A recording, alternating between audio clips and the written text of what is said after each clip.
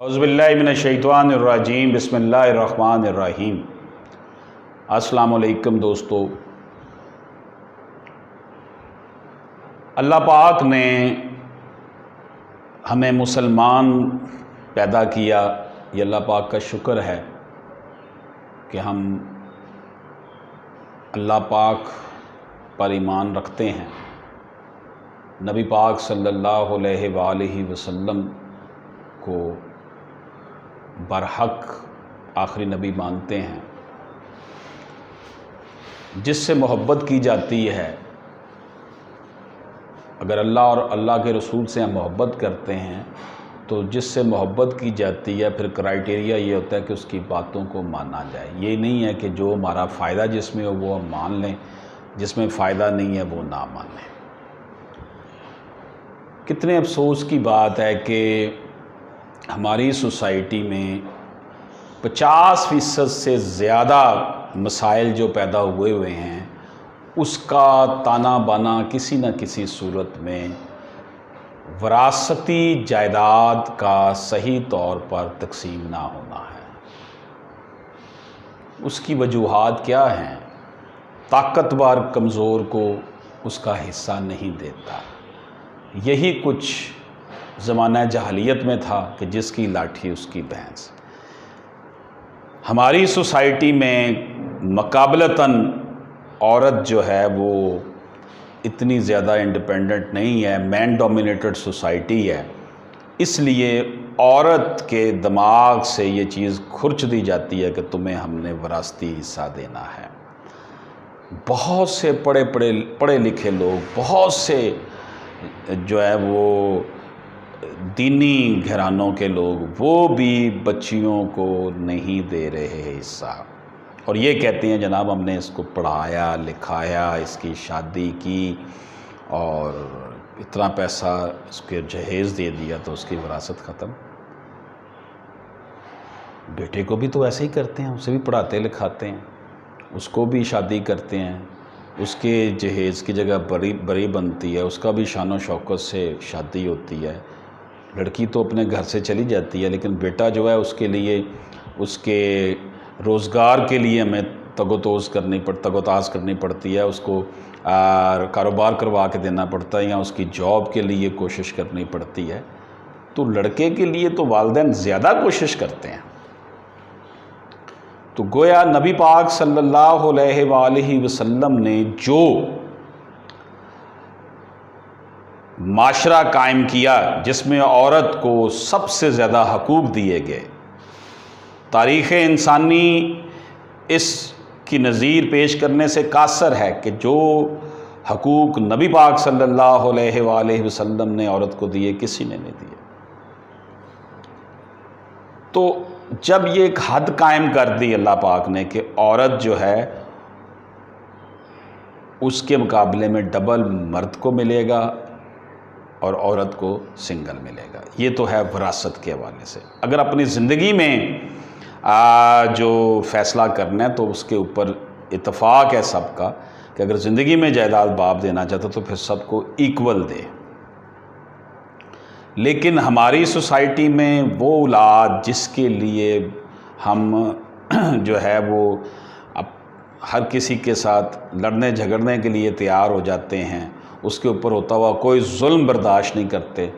फिर एक वक्त आता है कि अपना ही वालिद अपनी ही प्यारी बेटियों को विरासत से महरूम करने के लिए जो है ना वो तैयार हो जाता है। उसमें उसके ऊपर बेटों का प्रेशर हो या बेटों का प्रेशर ना हो, ये सोच हो कि जो कुछ भी प्रॉपर्टी है उसके ख़ानदान के नाम रहे, उसके हस्ब व नस्ब के नाम रहे। तो फिर इतना बड़ा दावा करना कि हम जो है वो अल्लाह को मानने वाले हैं, नबी पाक सल्लल्लाहु अलैहि वसल्लम को मानने वाले हैं, कुरान को मानने वाले हैं, तो क्या ये कुरान को मानना है कि हम विरासत में से उनका हिस्सा बेटियों को ना दें? और बाज़ केसेस में तो ऐसा भी हुआ है कि अगर एक किसी शख्स की 2 बीवियां हैं, पहली बीवी में से अगर कोई बेटा है और दूसरी बीवी में से भी औलाद है, क्योंकि पहली बीवी फौत हो चुकी है और उसकी औलाद अगर कोई है, बेटी या बेटा है, तो नई जो دلہن ہوگی، نئی بیوی ہوگی، وہ اپنے خامند کو پر اثر انداز ہو کر وہ پہلی بیوی کے بچوں کو وراثت میں سے حصہ دینے سے محروم کر دیتی ہے۔ تو یہ کتنا بڑا ظلم ہے کہ جو قرآن کہہ رہا ہے اس کی نفی کر کے ہم جو ہے کسی اپنے ہی بیٹے کو یا اپنی ہی بیٹی کو محروم کر دیتے ہیں۔ اس کا ایک اور طریقہ ہم نے ڈھونڈا ہوا ہے کہ جناب ہم تملیغ کے نام پہ، گفٹ کے نام پر جو ہے وہ محروم کرنے کے لیے ہم گفٹ کر دیتے ہیں یا ہم انتقال کروا دیتے ہیں جس نے یہ بائے کیا تھا ہم سے۔ بھائی کیا گفٹ صرف بیٹے کو ہی بنتا ہے، بیٹی کو گفٹ نہیں بنتا؟ ساری محبتیں جو ہیں وہ صرف بیٹے کے لیے آ جاتی ہیں۔ اس حوالے سے supreme court of Pakistan, Lahore high court نے بہت سارے فیصلے دیے ہیں کہ جس میں لاہور ہائی کورٹ کا بھی فیصلہ ہے کہ کسی کو ڈس انہیرنٹ نہیں کیا جا سکتا۔ پھر یہ کہ جناب کوئی بھی ایسا قانون جس سے ڈس انہیرنٹ کیا جا رہا ہو وہ ہمارے جو دین ہے اس کے خلاف ہو، وہ پاکستان میں قانون نہیں لائے کرتا۔ اسی طرح جو ہے وہ بیٹیوں کو محروم کرنے کے لیے طرح طرح کے بہانے کیے جاتے ہیں، جی ہم نے اسے کیش پیمنٹ دے دی تھی، ہم نے اسے فلاں چیز دے دی تھی۔ ایسا کوئی ایگریمنٹ، ایسی کوئی بات کو نہیں مانا جاتا۔ بعض اوقات غلط جو ہے وہ فیک پاور آف اٹارنی بنا لیا جاتا ہے کہ جناب یہ دیکھیں جی اس نے ہمیں پاور آف اٹارنی دیا تھا کہ یہ آپ میرے حصے کی جائیداد جو ہے نا اس کو لے لیں، بیچ دیں، میں نے بیچ کے اس کو پیسے دے دیے تھے۔ اس طرح کے ہتھ کنڈے استعمال کی جاتے ہیں۔ تو اب اتنی کانشیسنیس آ رہی ہے ہمارے معاشرے میں کہ خواتین بھی اپنے والد والدہ کو کہتی ہیں جناب ہمارا حصہ دیں۔ اس کی وجہ یہ ہے کہ خواتین عام طور پر ہمارا معاشرتی سیٹ اپ ہے، بعض حالات میں ایسا نہیں بھی ہوگا کہ لوگ اپنے سے معاشی طور پر کمزور لوگوں کو بیٹیاں دیتے ہیں تاکہ وہ تھوڑا سا ان کا ڈومینیشن ان کے اوپر رہے۔ اب وہ پہلے سے معاشی طور پر کمزور گھروں میں جاتی ہیں، پھر ان کی اولادیں وہاں پروان چڑھتی ہیں، ادھر سے جو ان کے ماں باپ کا گھر ہوتا ہے وہاں جو بیٹوں کی اولاد ہوتی ہے وہ معاشی طور پر سٹرانگ ہو جاتے ہیں، ان کی اولادیں، بیٹیوں کی اولادیں معاشی طور پر کمزور ہو جاتی ہیں۔ اس طرح ان کا سماجی طور پر جو ہے نا وہ آپس میں وہ میل جول کم ہو جاتا ہے، کیونکہ وہ معاشی طور پر سٹرانگ ہوتے ہیں، وہ اپنے آپ کو اعلیٰ و عرفہ سمجھنا شروع ہو جاتے ہیں، ان کے پاس وسائل زیادہ ہوتے ہیں، وہ اپنے بچوں کو جو ہے وہ اعلیٰ اسکولوں میں، اعلیٰ تعلیمی اداروں میں پڑھاتے ہیں، ان کے اوپر زیادہ انویسٹمنٹ کرتے ہیں۔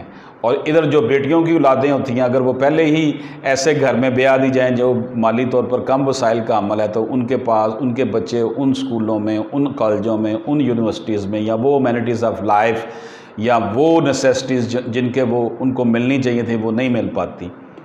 ایک طرف تو ان کا یہ نقصان ہو گیا، دوسری طرف ان کو وراثت میں سے حصہ بھی نہیں دیا جا رہا۔ تو یہ کہاں کا انصاف ہے؟ یہ کس طریقے سے ہم اپنے معاشرے کو لے کے جا رہے ہیں؟ کیا اس طرح ہم لٹیگیشن کو فروغ دے رہے ہیں کہ لوگوں لڑو مرو، جب تمہیں ایک دوسرے حصہ تم ایک کا مارو گے تو دوسرا آپ کے خلاف ہو جائے گا، وہ کہیں نہ کہیں اپنی گرج جو ہے وہ نکال لے گا۔ تو میرا یہی میسیج ہے کہ وہ بچیاں جن کو ہم نے کتنی محبت سے پالا ہوتا ہے، اپنی اولاد کو، اس کو ہم آخر اتنے سنگ دل کیوں ہو جاتے ہیں کہ جو قرآن نے ہمیں کہا ہے، جو اللہ پاک نے ہمیں کہا ہے، جو نبی پاک صلی اللہ علیہ وسلم نے ہمیں سبق دیا، اس کو فراموش کر کے ہم ان کو حصہ دینے سے طرح طرح کے ہیلے بہانے بناتے ہیں۔ اللہ تعالیٰ ہمارے اوپر رحم فرمائے، ہمیں رزق حرام سے بچائے، اور جو بندہ کسی کا حق مارتا ہے، کوئی کسی کی لینڈ مارتا ہے، کسی کی پراپرٹی پہ قبضہ کرتا ہے، وہ گناہ کبیرہ کا ارتکاب کرتا ہے اور اس کی بخشش نہیں ہے۔